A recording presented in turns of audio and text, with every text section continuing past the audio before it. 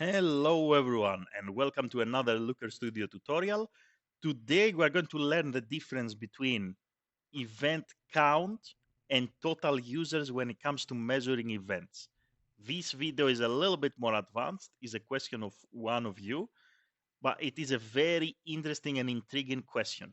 So how should I measure my events? Should I measure them on the basis of the count, the event count, or total users? And what is the difference between the two, event count and measuring based on total users? We're going to explore this answer in a minute. Before we go there, please like the video, subscribe to the channel. It helps tremendously to create new content, so thank you very much in advance. And off we go.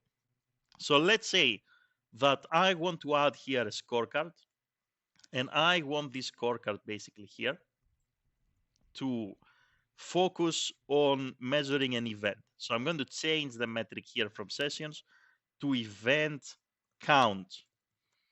And event count basically here is going to tell me how many events are happening on my site. And to make this a little bit basically more, let's say, to the point, let me make it this a little bit bigger so we can have a very clear look of what we're looking for. Let's focus on a specific event. So I'm going to add a filter here, and this scorecard is going to give me the number of people who click on this button on my site. So here on my site, I have this button that is called Browse Courses. People click on it, and it's a drop down. It's an anchor essentially, so they go further down on my site. So this is what this scorecard is measuring, the count of people who click on this button. I can view this as an event count. An event count means, let's say somebody comes on my site, every time that somebody clicks on this button, this event is counting. Meaning, let's say I came to my site here, I clicked a second time, a third time, this event count basically metric here is going to count every time people take this action. Or I can do something else. Instead of using the event count here, I can use total users. So I can use the metric total users. I can come here and I can apply my filter based on the event.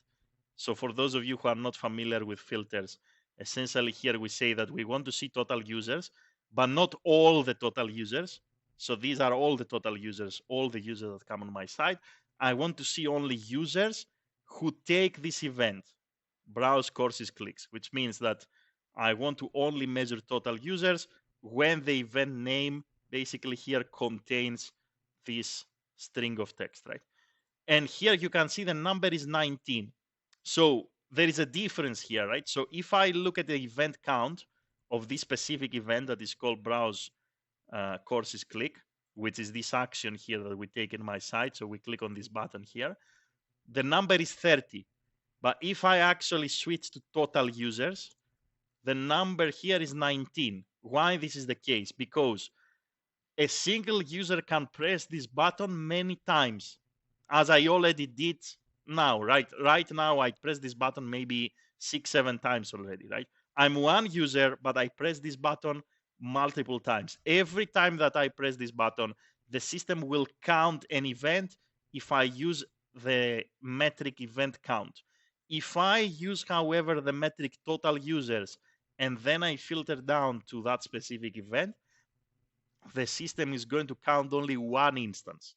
So for example, there is one user, he pressed this button. Even if this user presses this button another 20 times, the system will not really measure another total user, right? So these are unique people who took this action. Why this is important? Because if you have events that you are tracking, like form submissions, you have events that you are tracking like creating wallets, you have events that you are tracking like new user signups, you have events that you are tracking like PDF downloads, for example, you have events that you are tracking like people clicking and watching a video. Event count means that you are counting every instance that this event is happening. Someone may have watched the video 2 times. Someone may have clicked on the download button 5 times and downloaded the PDF 5 times.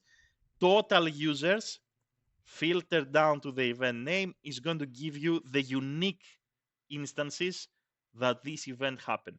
So this is one user that actually clicked to watch your video. If this user clicks another 5 times, the system will only report to one user that took this action.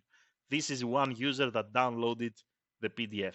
If the user downloads the same PDF another 5 times, total users will still report a unique instance.